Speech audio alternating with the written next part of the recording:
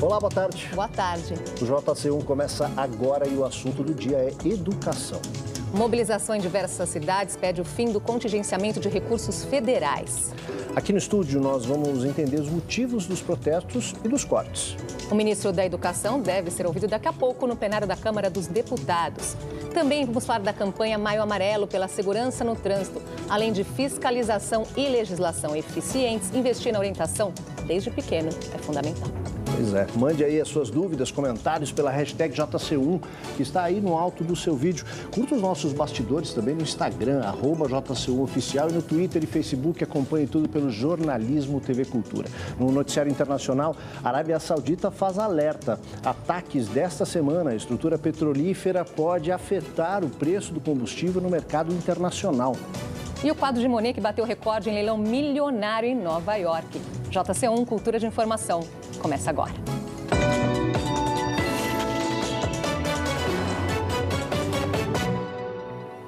A gente começa essa edição falando da situação justamente da educação. Depois do anúncio de contingenciamento em verbas federais, o clima nas universidades, principalmente nas federais, é de muita apreensão e incerteza.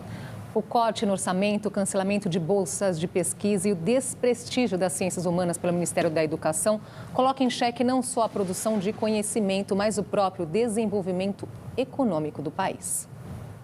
Quem frequenta universidades públicas tem se sentido sob ataque. Fica muito difícil com os cortes de verba, com todo esse retrocesso, pensar tanto em continuar produzindo quem já está, quanto para quem não está aqui dentro entrar e iniciar suas produções acadêmicas. Uma sensação de falta de esperança, mas que na verdade a gente precisa encontrar força para lutar pelo aquilo que a gente acredita. Para mudar o cenário de desesperança, foi criado o Observatório do Conhecimento, que defende a autonomia das universidades garantida pela Constituição e as ciências humanas, alvo de críticas recentes do governo. José Ederson de Mello, professor da Universidade Federal de Pernambuco, faz parte dessa rede que envolve todo o país. Nós entendemos que a sociedade precisa tomar conhecimento da relevância da universidade para o seu desenvolvimento econômico, tecnológico e científico e para a formação de capital humano.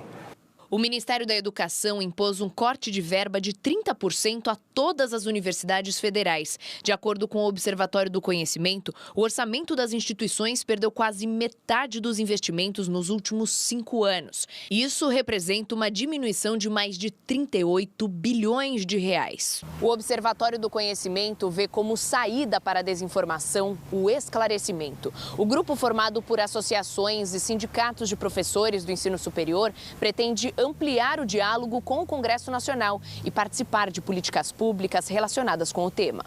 Outro objetivo é conscientizar congressistas e membros do Poder Executivo da importância das ciências humanas para um desenvolvimento integral do país. Uma medida como essa revela um desconhecimento absoluto dos rumos da sociedade contemporânea.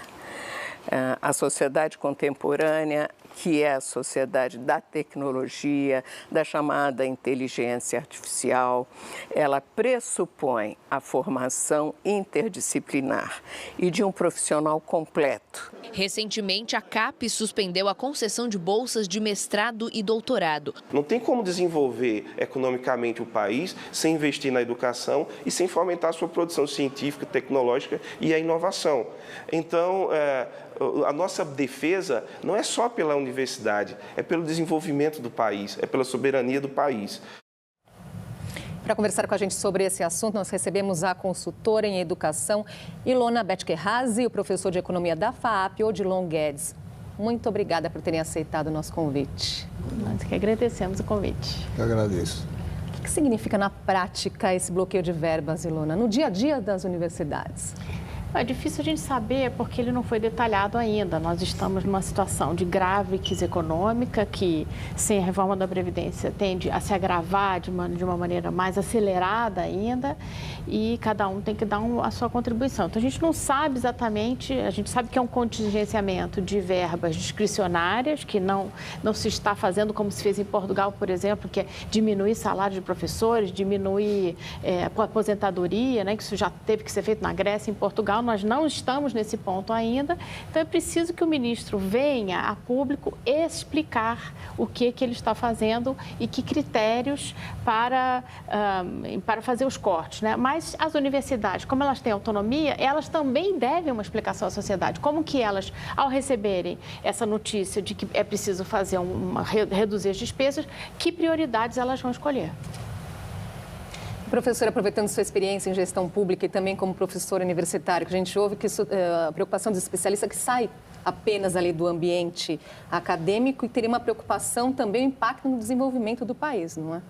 Primeiro, é uma medida inadmissível, é contra os interesses do país, principalmente da juventude. Qualquer país do mundo, para se desenvolver, prioriza a educação. Você pega a Coreia do Sul, na década de 50, era um país que tinha as mesmas condições econômicas e sociais que o Brasil. Hoje é um dos países mais desenvolvidos porque priorizou a educação. Então, primeiro, é inadmissível, é antipopular esse tipo de medida.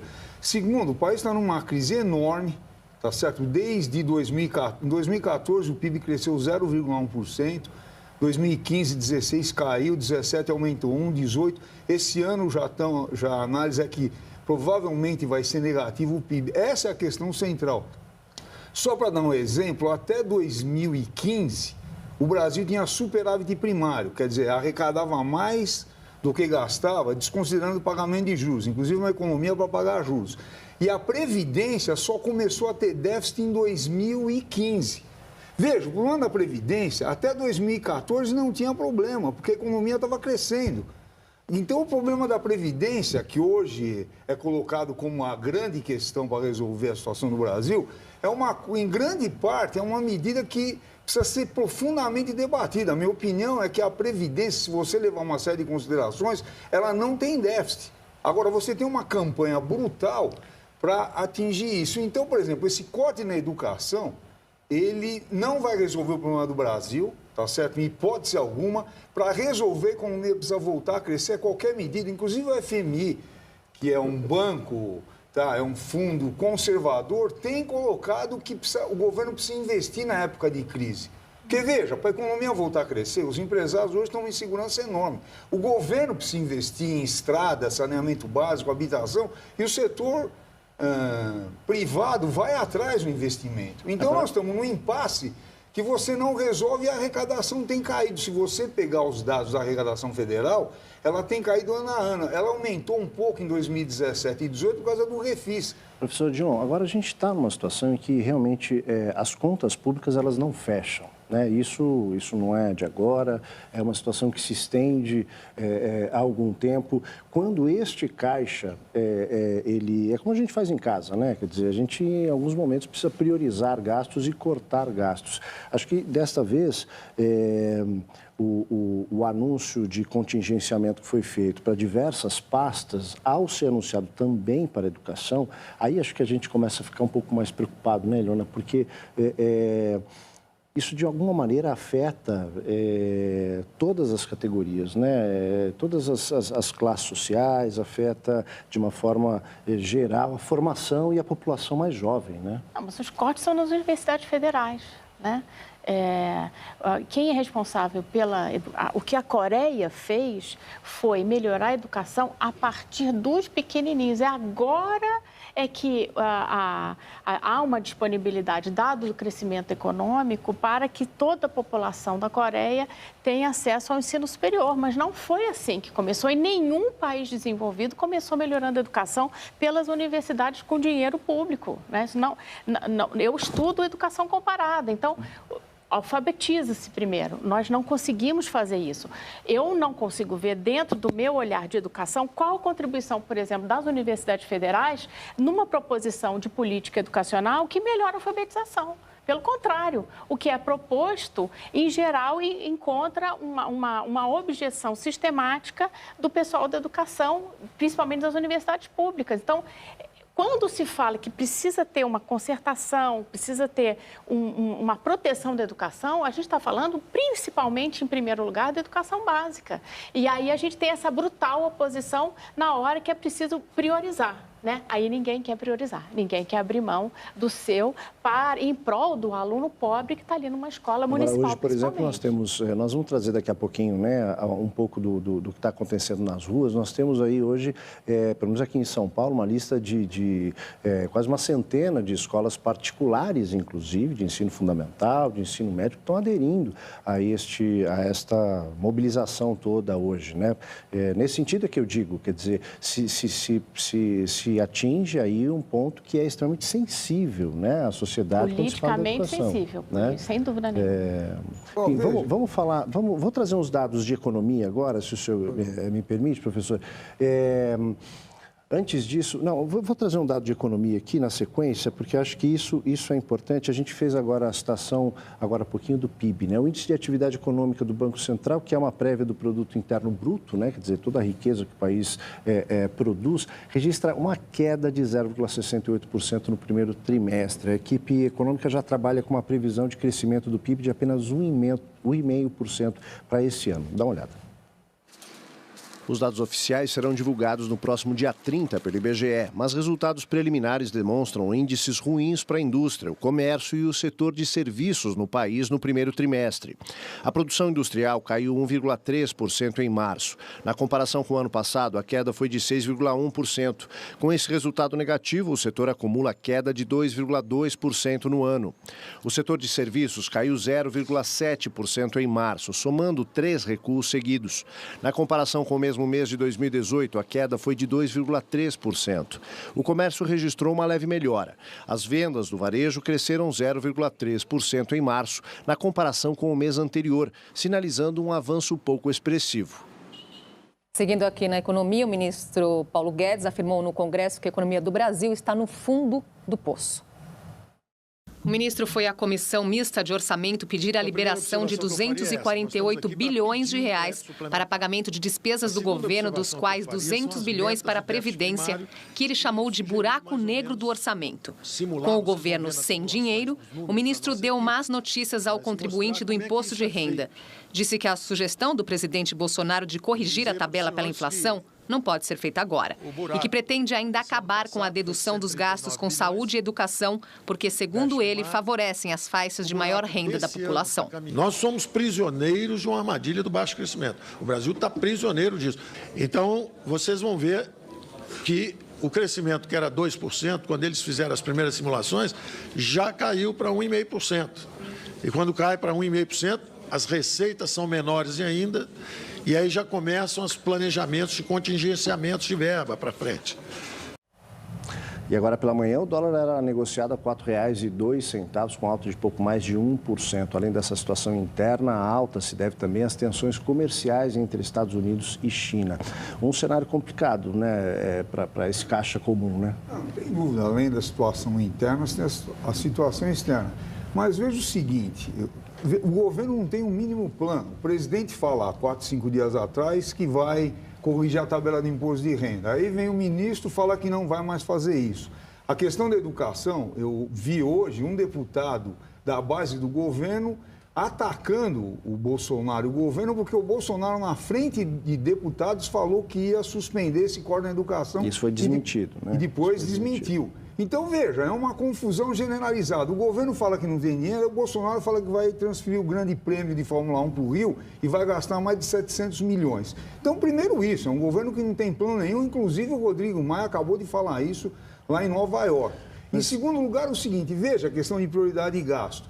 Se você pegar de 2012 até 2018, o governo federal gastou mais de 2 trilhões com pagamento de juros da dívida pública e os principais beneficiários são os grandes bancos, que nós estamos numa crise monumental e se você vê o balanço dos bancos, eles têm lucro com a economia crescendo ou com recessão. Quer dizer, então, essas coisas que têm que ser atacadas, o governo não tem coragem. Aí vai mexer na Previdência, no benefício de prestação continuada para diminuir o benefício de idosos que têm 65 anos, que estão em famílias que têm renda per capita de menos de 1/4 de salário mínimo, diminuir. Quer dizer, é uma coisa inacreditável. E a educação entra nisso. A senhora colocou a questão da educação na Coreia, no nível universitário, que a prioridade é a educação básica, não tem dúvida. Mas eu acho o seguinte, você pode fazer um debate desse, mas você não pode mexer na educação como um todo enquanto não resolver outros problemas da economia. Ilona, você na sua avaliação, esse corte, ele é adequado? Não, nós temos uma questão de contingenciamento de um governo que está quebrado. Eu não sou da área de economia, então, assim, quando se põe para qualquer dona de casa, para qualquer pessoa que toma conta de orçamento, olha, tem que cortar um pedaço, você não vai poder gastar tudo que está escrito, tudo que você planejou. Como é que você faz? Você replaneja. E eu acho que é isso que a sociedade brasileira demanda agora das universidades federais. Então, e a questão da educação, a gente tem que se preocupar com o seguinte, existe um plano, né? Do governo federal, até agora foi divulgado um plano, que é a Política Nacional de Alfabetização, que, na minha opinião, é perfeitamente adequado. O Brasil nunca teve um plano tão bom.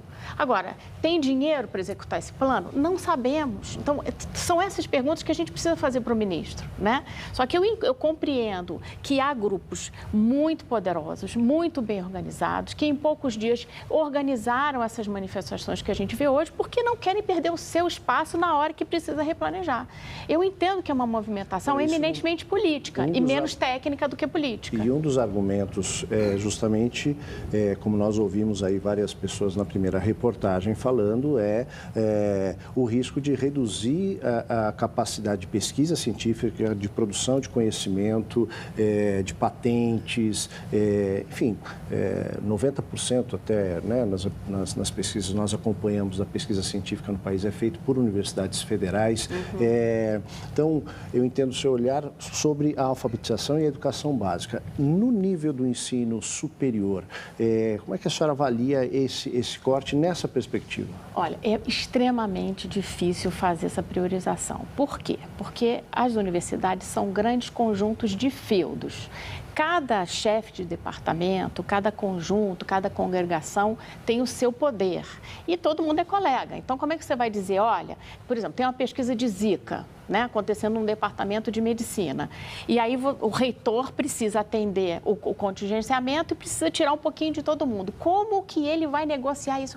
É uma negociação extremamente difícil. Como é que a gente diz que, do lado de fora, né, a gente pensa, poxa, uma pesquisa de ponta da área de medicina ou da área de medicina para uma doença recorrente, digamos assim, ela pode ser mais prioritária do que uma pesquisa da área de educação que está fazendo ali mesmo que seja uma coisa rara, né, irrelevante na área de educação, porque a pesquisa na área de educação não é fantástica no Brasil, incomparável em relação a outras áreas mais técnicas, a gente precisa ter essa negociação. Quando uma pesquisa para, muitas vezes, com esse avanço rápido da tecnologia toda, ela começa do zero, não é? Dinheiro que vai para o ralo. Então, o que acontece? Você precisa ter um comitê técnico que vai olhar, por exemplo, uma medicina que está com reagentes que vencem, ou que tem uma questão técnica, ou que tem um acordo internacional que precisa cumprir etapas e vai comparar com uma outra que possa esperar. Só que politicamente, dentro de uma universidade, é praticamente impossível fazer isso. Vamos dar uma olhadinha aqui, desculpa só um pouquinho, João, desculpa um pouquinho, vamos dar uma olhadinha aqui.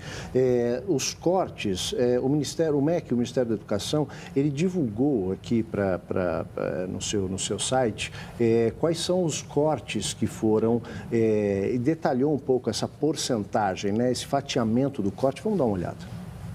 O Ministério da Educação explicou que o bloqueio de 3,4% do orçamento total das universidades federais vai atingir as chamadas despesas discricionárias. São verbas não obrigatórias que podem ser cortadas, como, por exemplo, contas de água e luz, serviços de limpeza, obras e bolsas acadêmicas.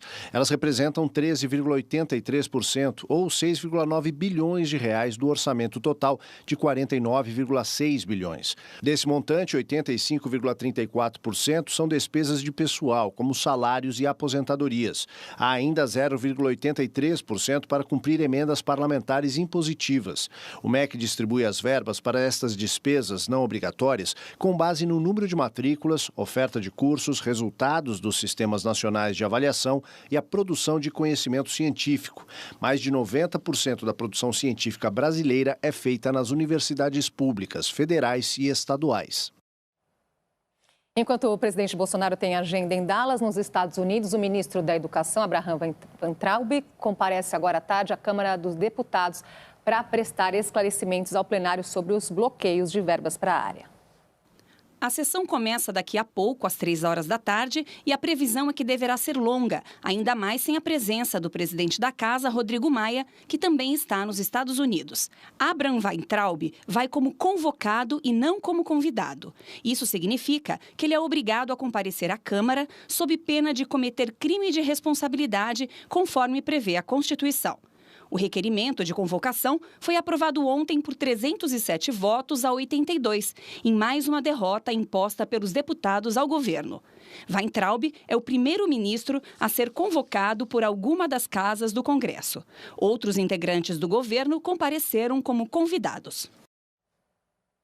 Pois é, queria saber, Odilon, se você estivesse lá, uma pergunta objetiva que você faria para o ministro Abraham Weintraub. Qual é o motivo de você cortar as verbas às universidades federais se 95% das pesquisas no Brasil, como acabou de ser relatado, saem dessas universidades? Quer dizer, essa é uma pergunta, ele precisa explicar isso. Veja, um país sem pesquisa, sem desenvolvimento científico, não vai para lugar nenhum. Quer dizer, isso aí é o óbvio do óbvio. Tá certo? E só mais um detalhe que eu acho importante, eu quero reafirmar. Por que o governo não abaixa os juros da dívida pública? Por que ele não mexe na dívida interna e os bancos continuam ganhando muito? Por que não coloca um imposto extraordinário sobre os bancos para, com esse dinheiro, fazer o chamado ajuste fiscal? Outro dado importante, o governo federal tem uma dívida ativa, é quem deve para o governo, de cerca de 2 trilhões. O governo cobra muito pouco disso e, em grande parte, são grandes empresas que devem.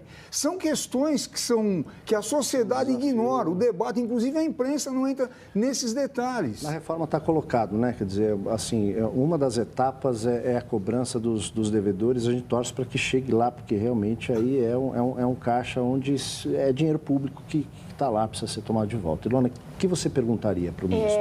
Se eu tiver um tempinho, eu queria explicar uma coisa. Hoje eu revi o vídeo do agora senador Cid Gomes, quando ele foi convocado pelo Eduardo Cunha. Ele era ministro, para mim era uma grande esperança, né, para o Ministério da Educação, dada a experiência dele no Ceará e no Sobral, e ele foi lá pelo embate com o Eduardo Cunha para uma convocação parecida como essa e foi massacrado, né? O Eduardo Cunha, como presidente da Câmara, encerrou em pouco tempo a audiência. Então, nesse caso, eu imagino que o ministro vai ser extremamente pressionado, que não haverá perguntas muito técnicas, porque ele está lá para ser humilhado, porque está incomodando alguns grupos, né? Então, se fosse perguntar, eu ia querer saber, com mais detalhes, como ele acha, ou que conselhos ele tem para cada reitor, né? Como criar critérios para fazer essa priorização. Mas é uma pergunta muito difícil e improvável de acontecer neste contexto. É complicado também, assim, fica uma situação, há que tentar entender, a convocação, como você viu aí na reportagem, ele foi convocado e não convidado, não pode se recusar e foi por ampla maioria da casa. E ainda não estará presente o presidente Rodrigo Maia para isso, né? Então, a gente tem aí que acompanhar como é que isso vai ser conduzido ao longo desta tarde, se todos esses esclarecimentos, porque o que é fundamental, e é o que a gente está tentando fazer aqui, é discutir, esclarecer, trazer pontos de vista diferentes para que a gente possa chegar a um denominador comum, a um lugar melhor de onde nós estamos, porque acho que isso todo mundo, pelo menos a gente concorda, quer dizer, o lugar onde nós estamos, a gente precisa sair de onde nós estamos. E o ex-presidente Michel Temer pode sair a qualquer momento da sede do Comando de Policiamento de Choque da PM de São Paulo, onde está preso desde segunda-feira. A Justiça do Rio de Janeiro expediu agora há pouco o alvará de soltura dele. Ontem, os ministros da 6ª Turma do Superior Tribunal de Justiça decidiram, por unanimidade, conceder o habeas corpus para o ex-presidente e o Coronel Lima. Eles terão que entregar os passaportes à Polícia Federal e só poderão viajar com autorização da Justiça. Temer e o Coronel Lima são réus por corrupção, lavagem de dinheiro e peculato em ação que apura supostos desvios na construção da usina de Angra 3 em Angra dos Reis, no Rio de Janeiro. A gente traz as notícias internacionais para você, começando com uma que tomara que não respingue por aqui. O governo da Arábia Saudita declarou que os recentes ataques contra navios e instalações petrolíferas podem ameaçar o abastecimento de petróleo e a economia mundial. 2 estações de bombeamento de petróleo sauditas foram fechadas após serem atacadas por drones com explosivos ontem. Os ataques foram reivindicados por rebeldes hutis do Iêmen. No início da semana, 4 navios foram sabotados nas águas do Golfo. Pelo menos um deles transportava petróleo para os Estados Unidos. Investigadores norte-americanos afirmaram que o Irã é o responsável pelo ataque. Em meio à tensão entre Estados Unidos e Irã, o governo iraniano oficializou uma suspensão parcial nas regras do acordo nuclear internacional. Teherã culpou as sanções econômicas impostas por Washington para tomar a atitude. As regras suspensas dizem respeito ao limite de armazenamento de urânio enriquecido e água pesada, essenciais para a produção nuclear. A medida acontece uma semana após o presidente Hassan Rouhani ter dado um ultimato de 60 dias para que a Alemanha, França, Reino Unido, China e Rússia renegociassem os termos do acordo, que foi abandonado pelos Estados Unidos no ano passado. Se isso acontecer, o Irã se comprometeu a voltar atrás na suspensão. Um quadro da série Mole do pintor francês Claude Monet foi leiloado em Nova York por mais de 110 milhões de dólares, cerca de 440 milhões de reais. O preço é um recorde para o artista e está entre os 10 valores mais altos registrados num leilão de arte. Pintada em 1890, a peça é considerada um ícone do impressionismo e estava avaliada em 55 milhões de dólares. Vai ver daqui a pouquinho as manifestações por causa dos bloqueios de verba na educação. E ainda, evento em São Paulo reúne especialistas para discutir boas práticas empresariais contra a corrupção. Até já.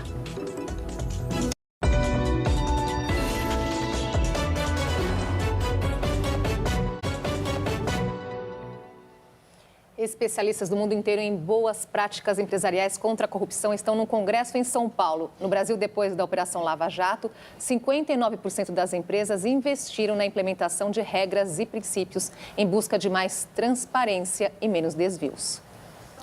Sabe aquela fichinha que te pedem para preencher na loja do shopping? Ou o cadastro respondido pela internet? Pois é. Normalmente é daí que vêm aquelas ligações estranhas e insistentes de empresas e pessoas que você não conhece tentando te vender coisas que você não quer comprar. A Lei Geral de Proteção de Dados veio exatamente para combater essa venda de informações pessoais e de números de CPF e cartões de crédito. Imagine toda vez que você usa um aplicativo, a sua geolocalização por GPS. Imagine todos os formulários e cadastros que você preencheu aí em lojas ao longo da sua vida. Imagine o seu prontuário médico. Toda vez que você vai na farmácia e dá o seu CPF, a lei visa proteger esse conjunto de informações. Para se adequar à nova lei, esta fábrica de colchões contratou uma plataforma de segurança de dados. Além disso, os 120 atendentes que recebem cerca de 2.800 ligações por dia não podem levar celular nem papel para os postos de trabalho. Uma vez que ele está com o celular na posição de trabalho dele, ele consegue facilmente pegar os dados, passar via WhatsApp, gravar, fotografar cadastros de cliente. A exigência desse comportamento dos colaboradores faz parte do compliance. Isabela é advogada e se especializou em direito público empresarial. E a primeira tarefa dela costuma ser traduzir o que é compliance. Compliance está muito ligado ao modo de vida, ou seja, a ética, aos valores, a missão, a entender e compreender a missão que você tem, seja numa sociedade mesmo, seja numa organização. Para o responsável pela organização do 7º Congresso Internacional de Compliance, que acontece em São Paulo, todos vão ganhar com as mudanças. O empresário ele tem um papel fundamental nessa transformação. Ele precisa aceitar que o compliance pode ser um instrumento de transformação dentro da sua própria empresa. Passa-se a ter medidas de cultura ética, de integridade muito maior. E essas pessoas acabam transformando também as suas famílias, os seus amigos, e aquilo cria uma onda de transformação muito importante. Olha, a gente vai agora para a Avenida Paulista ver como é que está a mobilização convocada para hoje, né, na educação, que acontece em todo o país. O ponto aqui, né, de concentração é ali no MASP, onde está a repórter Adriana Cimino, com ela que a gente fala. Boa tarde, Adriana. Oi, Geraldo, uma boa tarde a você, boa tarde a todos. Aos poucos o Vão Livre do MASP vai ficando cada vez mais cheio. Eu conversei com algumas pessoas que vieram para a manifestação, entre elas estudantes de escola, de faculdades privadas, também professores de escolas públicas e funcionários que vieram inclusive de outras cidades do interior paulista, em vans e ônibus. Nós também temos informações de que outros grupos devem se reunir aqui no Vão Livre do MASP a partir das 2 horas da tarde, que é o horário para quando está marcada essa manifestação. A faixa da direita da Paulista já está ocupada por 2 caminhões de som e é deles que devem ser feitos pronunciamentos a partir das 3 da tarde de instituições que organizam aqui a manifestação, entre elas a APOESP, que é o Sindicato dos Professores do Ensino Oficial de São Paulo, a CUT e também outros partidos políticos. Nós também temos informações da possibilidade de uma passeata que pode acontecer no final da tarde, saindo aqui do MASP até a região da Assembleia Legislativa do Estado de São Paulo, que fica próximo ao Parque Ibirapuera. Esse ato ele faz parte de todos os atos que foram convocados para esta quarta-feira em resposta aos cortes da educação, mas também há protestos específicos contra o presidente Jair Bolsonaro, também contra a reforma da Previdência. Adriana, obrigado pelas informações. É o que a gente comentou agora há pouco, né? Quer dizer, é que uma questão acaba sendo, claro, até de uma certa maneira inevitável, né? Assim, partidarizada, né? Politizada. A gente fez aqui um resumo de algumas capitais, algumas cidades. Vamos mostrar para vocês aqui por onde também há manifestações hoje. Em Belo Horizonte, né? Muitos estudantes se reuniram na Faculdade de Medicina da Universidade Federal de Minas Gerais, também em Belém do Pará. Agora já estamos em Fortaleza, no Ceará. Em Juazeiro do Norte também é a próxima imagem que nós temos ali na Coordenação Regional de Educação. Floriano, no Piauí, saiu debaixo de chuva, e Jaboticabal, no interior de São Paulo, Rio Claro, São José dos Campos, enfim. Os alunos também da USP, hoje pela manhã, saíram em passeata da universidade e para, enfim, manifestar essa contrariedade em relação a essa redução de cortes. Vamos aqui já para as considerações finais. O MEC até diz que não é para falar em corte, professor, é para falar em bloqueio. E associa até um desbloqueio, diz que vai haver um desbloqueio de verbas assim que houver a aprovação da reforma da Previdência. Olha, isso eu acho que é um absurdo, é um engodo querer colocar que vai desbloquear o dinheiro para a educação quando tiver a reforma da Previdência. A reforma da Previdência vai agravar a situação. Porque, veja, 2 exemplos. O benefício de prestação continuada, como eu já falei, é para quem tem 65 anos e tem uma situação precária. Eles querem aumentar para 70, então vai diminuir a renda desse pessoal. Outra coisa, para quem ganha até 2 salários mínimos, são milhões de trabalhadores, recebe um abono salarial, um salário mínimo por ano. Eles querem diminuir de 2 para 1. Então você vai tirar renda, recurso do mercado, vai cair a arrecadação, vai cair o consumo e vai cair... O que vai acontecer? O PIB vai ficar numa situação muito mais precária. Ilona, seu recado final. O meu recado é que eu acho que o Brasil precisa de um choque de qualidade na educação. Ele passa por uma mudança em busca da efetividade do gasto privado e público, no sentido de fazer com que todo aluno brasileiro, desde a educação infantil até a pós-graduação, aprenda mais e seja mais capaz de contribuir para a sociedade, que faz um esforço fiscal brutal para pagar as universidades públicas e também, enfim, de certa parte, as privadas. Então, nós temos que mudar a nossa mentalidade para uma mentalidade de eficácia e eficiência escolar e educacional, ao invés de ser realmente um lugar onde tem bastante privilégio na sombra, acobertado por gastos que a gente não sabe bem como é que funciona. E, fundamentalmente, acho que conversar sobre isso, né? Falar sobre, né? A gente agradece, Luz, né? A gente agradece muito a participação de vocês aqui no esclarecimento desses pontos, dessas questões, com seus pontos de vista também. Muito obrigado. Eu agradeço. Obrigada, até a próxima. Até uma próxima oportunidade. E daqui a pouco no JC1, a campanha do Maio Amarelo para reduzir os acidentes e mortes no trânsito. Brincando, futuros motoristas. Até já.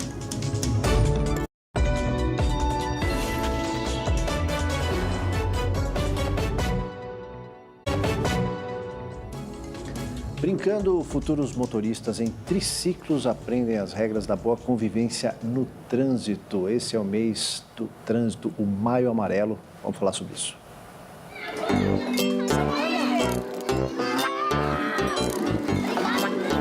Uma pista em miniatura para pequenos motoristas. Esse espaço virou uma sala de aula bem diferente e divertida. A disciplina Educação no Trânsito. 240 alunos de 4 a 6 anos dessa escola municipal na Zona Oeste de São Paulo aprendem as regras do tráfego brincando. Não pode ultrapassar e também não pode ir rápido. Tem que esperar a sua vez de andar. O projeto nasceu há 6 anos a pedido das próprias crianças. A referência para o desenho no chão foi o quarteirão em volta da escola. Tem rotatória, posto de gasolina, faixa de pedestres, sinal de pare e até estacionamento. E os motoristas que descumprem as regras levam multa dos fiscais. A Maria Eduarda não deixa passar nada. A gente tem que dar multa quem passar muito rápido. Para que serve essa multa aí? Para dar uma lição neles. Porque para eles aprender que não pode fazer isso. Ensinar as leis de trânsito aos pequenos é um investimento nos motoristas do futuro, mas também é importante para eles hoje. As crianças também fazem parte do trânsito, como pedestres, como ciclistas, e esse conhecimento pode garantir a segurança deles nas ruas. São conhecimentos que eles usam também no dia a dia fora da escola, né? Dessa apropriação de território, que a gente trabalha muito com eles, de estar saindo, de estar atravessando a rua, aonde a gente atravessa, o que a gente faz quando o pedestre está atravessando, né? Os motoristas param, esperam o pedestre atravessar. A intenção é que as crianças se tornem agentes multiplicadores desse conhecimento. O Levi já se tornou fiscal da mãe. Às vezes ela vai um pouco rápido demais, mas aí eu aviso ela.